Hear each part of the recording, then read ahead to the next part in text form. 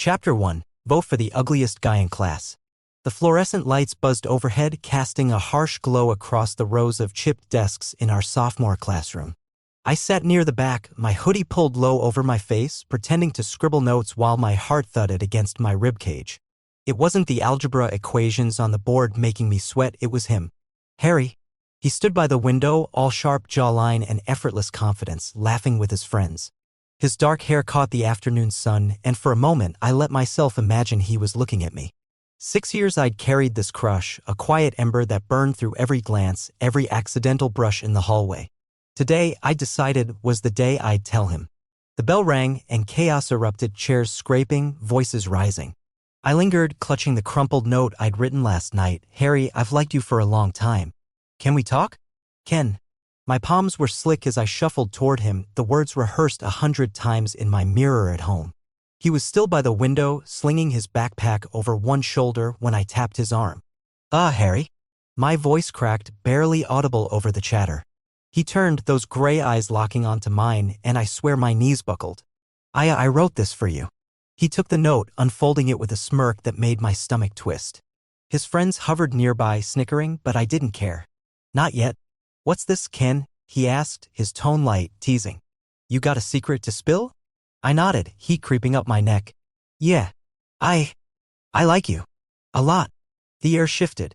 His smirk froze, then morphed into something sharper, colder. He let out a laugh, loud, cutting, and waved the note like it was a joke. You? Like me? Jesus, Ken, you really don't know your place, do you? His friends erupted, their laughter slicing through me like shards of glass. I stood there, rooted, as he crumpled the note and tossed it into the trash. Dream on, man. I don't remember walking home.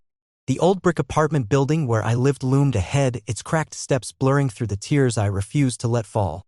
Inside, I locked myself in my room, the peeling wallpaper and creaky floorboards my only witnesses. I stared at the mirror, frizzy hair, too big nose, acne scars dotting my cheeks. Harry's words echoed, you don't know your place. Maybe he was right. I'd always been the invisible kid, the one who ducked his head and stayed quiet. Why had I thought someone like him, perfect, untouchable, would ever look at me? By Monday, it got worse.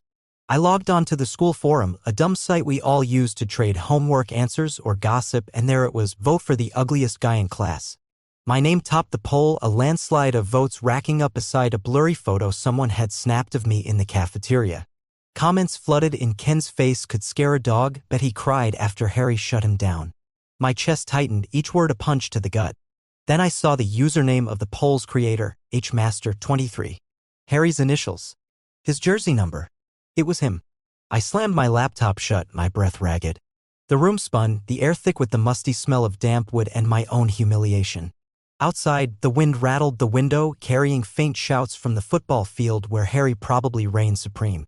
I'd called him my sunshine, my stupid little fantasy to cling to in this gray, suffocating town. Now that light was a spotlight, exposing every flaw I tried to hide. Hey, Ken, you okay? My mom's voice drifted through the door, soft with worry. She worked double shifts at the diner, her hands always rough from bleach and grease. I couldn't tell her. Couldn't let her see me break. Yeah, fine, I lied, my voice hoarse. I curled up on my bed, the springs groaning under me, and stared at the ceiling. Harry had turned my confession into a game, a public execution of my pride. The worst part? Even now, some pathetic piece of me still ached for him, for the boy I'd built up in my head, not the one who'd torn me apart. The poll stayed online all week, votes climbing. I stopped checking after it hit 200. Each tick was a reminder, I wasn't just invisible anymore. I was a target. Chapter 2, Shades of Silence. The weeks after the poll blurred into a haze of gray. I stopped raising my hand in class, stopped meeting anyone's eyes. The hallways of Eastview High became a gauntlet, whispers trailing me like shadows, snickers erupting whenever I passed Harry's clique by the lockers. I'd catch his gaze sometimes, cool and detached, like I was a speck of dust he'd already brushed off. It hurt more than the taunts, that indifference. I'd spent years sketching him in my mind, his crooked smile, the way he tilted his head when he solved a math problem, but now those drawings sat crumpled in my trash can, a graveyard of dumb hope. Home wasn't much better. Our apartment sagged under the weight of time, its faded curtains and chipped paint a mirror to how I felt inside. Mom noticed something was off, she'd linger by my door, her diner apron still tied on, asking, you sure you're okay, Kenny? I'd mumble a yeah and turn up my music, drowning her out with guitar riffs that matched the static in my head. I couldn't tell her about the pole, about Harry. She'd blame herself, think she hadn't given me enough to fit in. Truth was, I'd never fit anywhere. One night, I couldn't sleep. The clock blinked 2:17 a.m. and the silence pressed down like a weight. I slipped on my sneakers, grabbed a hoodie, and crept out. The streets were empty, the air sharp with autumn chill. I started running past the flickering streetlights, the sagging porches, the playground where I used to hide as a kid. My lungs burned, but I didn't stop. Maybe if I ran hard enough, I could outpace the shame clinging to me like damp clothes. It became a habit. After school, I'd duck into the gym's equipment room instead of going home. The place smelled of sweat and rubber mats, its dim corners stacked with dusty weights. No one bothered me there. I'd found an old jump rope and a pair of mismatched dumbbells, and I'd work until my arms shook. My reflection in the cracked mirror looked different each day, less soft, less weak. I wasn't trying to be Harry's dream guy anymore. I just wanted to be someone I didn't hate. "Hey, weirdo, you live here now?" The voice startled me one afternoon, mid-push-up. It was Jake, a wiry junior who smoked behind the bleachers. He leaned against the doorframe, smirking, a basketball under his arm. "Leave me alone," I muttered, wiping sweat from my forehead. My shirt clung to my back, damp and heavy. "Chill, man. Just didn't know you were into this stuff." He twirled the ball on his finger, then tossed it at me. I caught it barely. "You're not as pathetic as they say, you know." I glared at him, waiting for the punchline. It didn't come. He shrugged and left, the door creaking shut behind him. It wasn't much a throwaway comment, but it stuck with me. Maybe I wasn't invisible to everyone. By spring, I'd changed. My shoulders were broader, my jaw sharper from skipping meals I didn't feel like eating. The acne faded thanks to some cheap cream I'd swiped from the drugstore. I still avoided the forum, the cafeteria, anywhere Harry might be. But in the equipment room, I'd catch myself flexing in the mirror, tracing the lines of muscle I hadn't known I could build. It wasn't about him anymore. It was about me. One day, I overheard Harry in the hall, his voice carrying over the crowd. "Yeah, prom's gonna be epic. You in, Nate?" He sounded the same smooth, untouchable. I pressed myself against the lockers, my heart stuttering. He didn't see me, didn't even glance my way as he strode past, his Letterman jacket slung over his shoulder. I waited until the hall emptied, then slid to the floor, my backpack thudding beside me. I thought I was over him, but that ache, the stupid, stubborn longing clawed its way back. That night, I ran harder than ever. The town blurred around me, streetlights bleeding into streaks of gold. My sneakers pounded the pavement, each step a defiance I couldn't name. I didn't want to be the kid who cried over a crumpled note anymore. I wanted to be someone new, someone who didn't break. But as I collapsed on the playground swing, chest heaving, I wondered if I'd ever outrun the part of me that still whispered his name in the dark. Chapter 3, A New Face. Graduation came and went like a sigh of relief. No cap, no gown, just a diploma mailed to our crumbling apartment because I'd skipped the ceremony. Eastview High was a memory I wanted to bury, Harry's shadow fading into the rearview as I took a bus to New York City. I'd landed a scholarship at NYU pieced together from late-night essays and a guidance counselor who'd pitted me enough to push my application through. The city hit me like a tidal wave, horns blaring, lights flashing, people who didn't care who I'd been. For the first time, I felt like I could breathe. For years later, I was 22, a fresh grad with a marketing degree and no clue what came next. I'd slimmed down, my frame lean from years of running, my hair tamed into something less chaotic. I wasn't ugly anymore, at least not in the way the pole had branded me, but I still flinched at mirrors, half expecting that awkward kid to stare back. I was crashing on a friend's couch in Brooklyn, job hunting, when it happened. A guy in a leather jacket stopped me outside a coffee shop, his camera slung around his neck like a badge. "Hey, you ever modeled?" he asked, squinting at me over his sunglasses. His name was Max, a scout for some agency I'd never heard of. I laughed, thinking it was a prank. "Me? No way. I'm just me." I shifted my weight, clutching my iced coffee like a shield. "That's the point," he said, grinning. "You've got this raw thing going on. Sharp bones, wild eyes. Let me shoot you test shots, no pressure." He handed me a card, his number scrawled on the back. I stuffed it in my pocket, muttering a maybe, but my pulse raced. Me, a model? It sounded like a fever dream. A week later, I was in a studio, lights glaring, a makeup artist dabbing concealer under my eyes. Max barked directions, chin up, look pissed, now soften it, and I fumbled through, feeling like an imposter. When he showed me the proofs, I froze. The guy on the screen wasn't Ken from Eastview. He had hollow cheeks, a piercing stare, a quiet intensity one didn't recognize. You're a natural, Max said, clapping my shoulder. We're sending these to Milan. Milan. The word felt foreign, glamorous, impossible.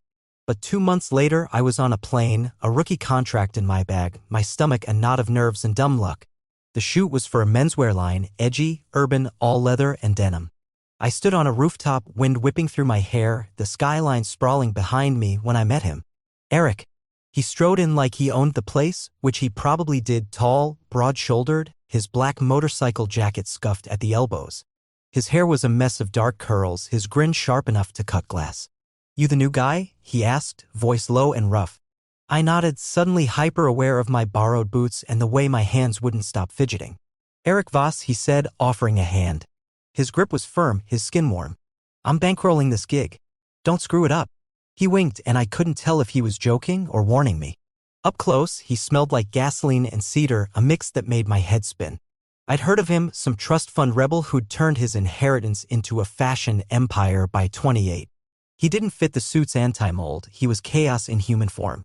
Ken Riley, I managed, my throat dry. I'll, try not to. He laughed, a sound that rolled through me like thunder. Good. I like a guy who tries. Then he leaned closer, his breath brushing my ear. You're not as invisible as you think, Riley. I see you. He pulled back, smirking, and sauntered off to yell at a lighting tech. I stood there, rooted, my face burning. Invisible. The word stung, dredging up Harry, the pole, all of it. How did he know? The shoot dragged on, Eric watching from the sidelines, his eyes flicking to me too often for it to be casual. When we wrapped, he caught me by the craft table, snagging a water bottle and tossing me one. You're not bad, he said, cracking his open. Rough around the edges, but that's my type. I nearly choked. Your type. For the brand, he clarified, though his grin said otherwise. Stick around, Ken. I've got a feeling about you. He clapped my shoulder and left, his boots echoing on the concrete. I watched him go, my chest tight with something I couldn't name, fear, maybe, or the flicker of wanting to be seen, really seen, for once. That night, alone in my cramped hotel room, I stared at the ceiling, Eric's words looping in my head. He didn't know me, not the old me. But the way he looked at me like I was worth something cracked open a door I'd kept locked for years. I wasn't sure I was ready to step through. Chapter 4, The Price of Light. Milan was a fever dream of marble and neon, its streets alive with the hum of scooters and the clink of espresso cups. I'd been here 3 months, walking runways in razor-sharp suits, my face plastered on billboards I still couldn't believe were real. The kid who'd hidden in the equipment room was gone, or at least buried under layers of designer threads and a confidence I'd faked until it stuck. Eric was a constant now, popping up at shoots with that devil-may-care grin, his presence a jolt I couldn't shake. We'd fallen into a rhythm, late-night drinks after shows, his arm slung casually over my chair, his voice teasing out pieces of me I hadn't meant to share. Tonight, though, I was alone, sprawled on my hotel bed, flipping channels to kill the buzz in my head. The TV landed on a finance channel, some glossy interview show, and I nearly dropped the remote. Harry. There he was, all polished edges and quiet charisma, his gray suit tailored to perfection. The caption read, Harry Masterson, 26, rising star in venture capital. My breath caught, the room tilting as the host leaned in. Harry, you've built an empire before most people buy their first house. Any regrets along the way? Her smile was practiced, expectant. He paused, his eyes flicking to the camera, straight through the screen, it felt like, right into me. Yeah, he said, voice low. High school. I mistook a pearl for a stone, let someone else take it. I've regretted it every day since. The words hung there, heavy, and the host moved on, but I couldn't. My hands shook as I muted the TV, his face frozen on the screen. A pearl? Me? No way. He'd crushed me, turned me into a punchline. This had to be some PR stunt, a play for sympathy. But that look in his eyes, haunted, raw, not at me. The next day, Eric dragged me to a rooftop party after the Armani show.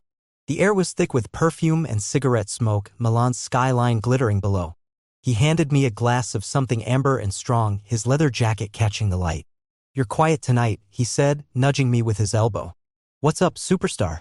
I forced a smile, sipping the drink to dodge the question. Just tired. Runway legs aren't built in a day. He laughed, but his eyes narrowed like he could see through me. He always could. Come on, Ken, don't bullshit me. You've been off since yesterday. He leaned closer, his voice dropping. Spill it or I'll make you race me on my bike to loosen you up. I snorted, picturing myself clinging to his Harley, terrified. Fine. Saw an old friend on TV. Stirred some stuff up. Friend, huh? He arched a brow, smirking. The kind you want to punch or kiss? Both, maybe, I muttered, then regretted it. Eric's grin widened, but he didn't push. Instead, he tugged me toward the edge of the roof, the city sprawling beneath us. Forget him, he said, his hand brushing mine as he pointed at the lights. You're here now. With me. His touch lingered, warm against the cool night, and my pulse kicked up. We'd been dancing around this, flirty banter, stolen glances, but lately it felt heavier, realer. I didn't pull away. The next week, he flew me to his villa on his private plane, a sleek jet that smelled of leather and money. We sat across from each other, the hum of the engines filling the silence. He kicked his boots up on the table between us, smirking. You ever gonna tell me about this mystery guy? I fiddled with my seatbelt, avoiding his gaze. Not much to tell. He was a dick in high school. End of story. Bullshit, he said, leaning forward. You don't shake like that over some random asshole. He meant something. His tone was light, but his eyes were serious, searching. I sighed, slumping back. Yeah, okay. I liked him. A lot. He didn't feel the same. Happy now? Eric's jaw tightened just for a second before he grinned again. He's an idiot. His loss. He reached over, tipping my chin up with his fingers. I'm not him, Ken. I don't miss what's right in front of me. His touch burned and I froze, caught between wanting to lean in and wanting to run. Back in Milan, my phone buzzed late one night. A text from an unknown number. Ken, it's Harry. Can we talk? I saw you in Vogue. You're incredible. I was wrong. I stared at it, my chest a tangle of anger and something softer, older. Eric was asleep beside me, his arm draped over my waist, his breath steady against my neck. I deleted the message, but the weight of it stayed, a ghost I couldn't outrun. Chapter 5, Tangled Hearts. The Milan air felt heavier now, thick with autumn fog and the unspoken things piling up between us. Eric's villa had become my refuge, sprawling, modern, all glass and stone perched on a hillside overlooking the city. We'd spent weeks there, tangled in sheets and late-night talks, his laughter pulling me out of my own head.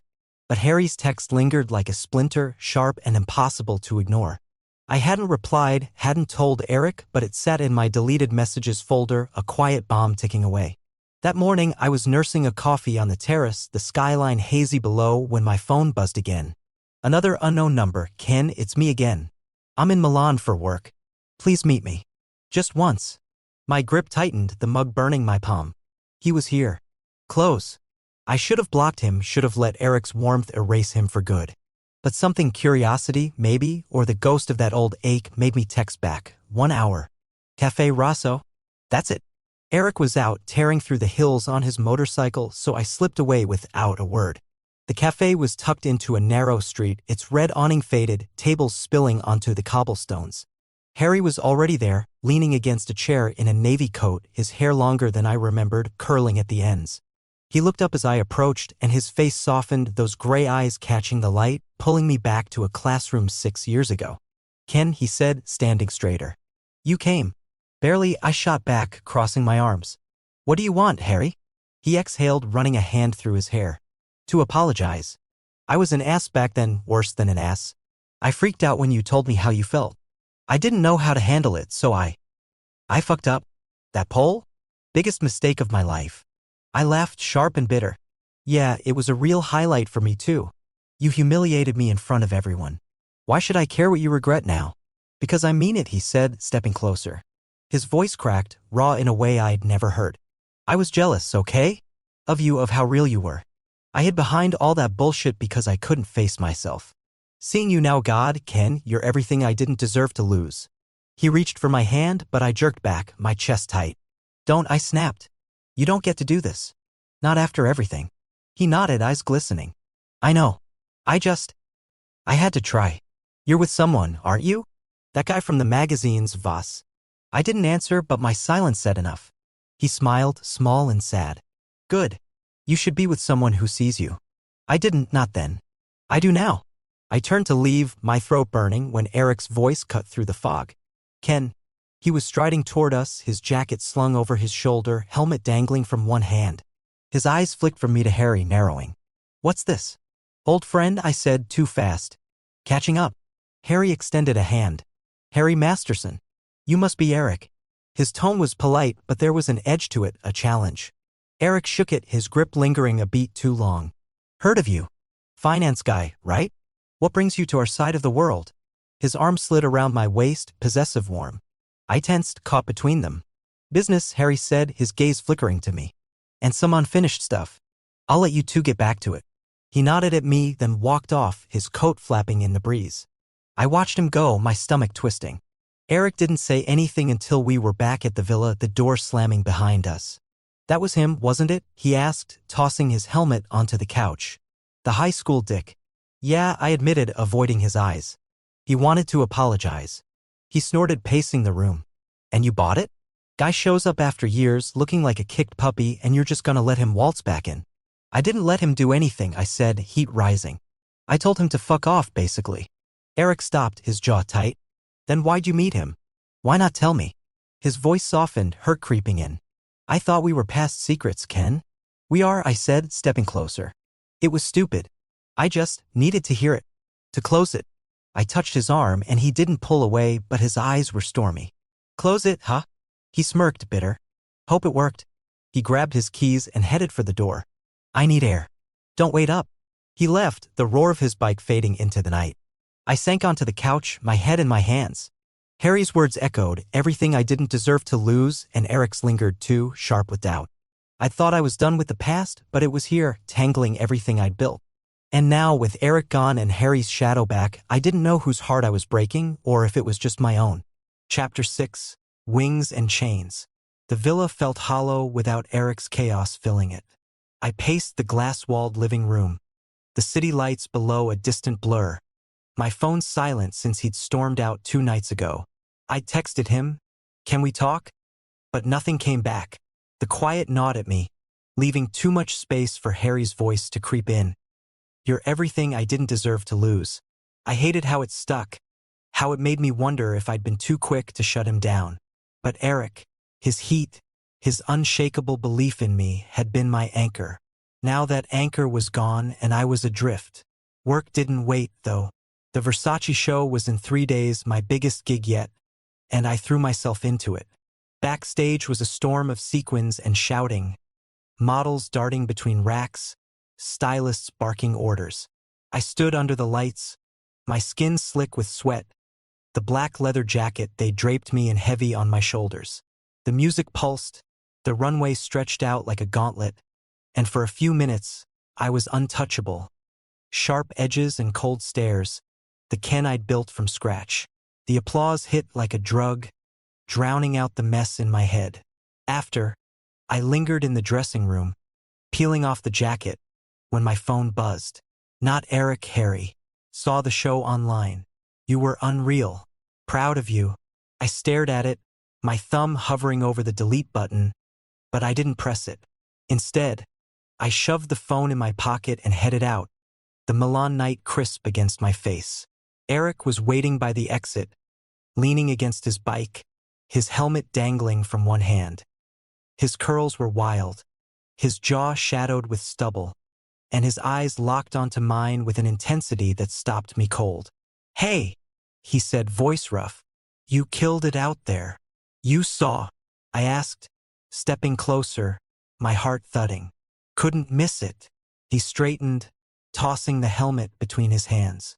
Look, I was an ass the other night. Shouldn't have bolted like that. I shook my head. I should have told you about Harry.